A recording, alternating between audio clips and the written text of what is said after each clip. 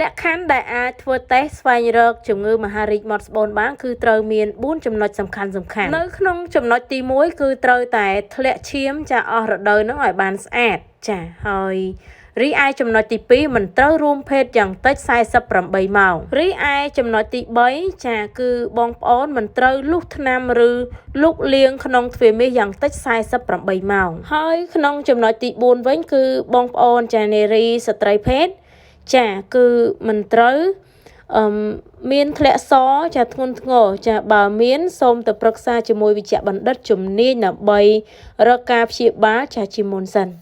ដូច្នេះបងប្អូនចានារីចាគ្រប់រូបត្រូវតែស្វែងយល់ពីចំណុចនេះគឺសំខាន់ខ្លាំងមែនទែនបងប្អូនស្ត្រីគ្រប់វ័យចាមិនត្រូវខ្មាស់អៀនពីចំណុចទាំងនេះទេដោយសារតានេះខ្ញុំចង់ចែករំលែកចាបន្តិចបន្តួចដែលនេះខ្ញុំបានទៅពិនិត្យនឹងព្យាបាលផ្ទាល់ណាបងប្អូនហើយមន្ទីរពេទ្យលួងម៉ែចាឯកទេសសំខាន់ខ្លាំងមែនទែនចំពោះចាស្ត្រីភេទចាដែលគាត់មានជំងឺរោគស្ត្រីចាធ្លាក់សមានដូចជាមហារីកអីហ្នឹងហើយបងប្អូននារីគ្រប់រូបចាត្រូវតែបង្ការពីចំណុចទាំងអស់នេះហើយដូចអ្វីដែលនេះខ្ញុំបានរៀបរាប់ពីខាងលើមកចាសូមបងប្អូនគ្រប់គ្នាចាអាចមានគ្រូសាក្ដីឬមួយក៏នៅ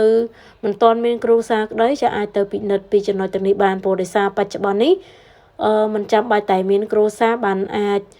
កើតជំងឺមហារីកបានទេដោយសារតែបច្ចុប្បន្ននេះចាយើងពិសាមិនថានំចំណីត្រីសាច់គឺ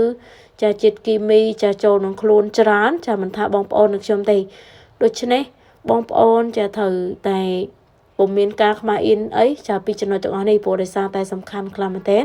ចាចំពោះរោគស្ត្រីនេះបើសិនណាយើងទុកយូរអាចនឹងទៅជាមហារីកបានដូច្នេះយើងត្រូវទៅពិនិត្យមើលឲ្យបានដឹងហើយយើងនឹងបង្ការទុកជាមុនចាសូមអរគុណ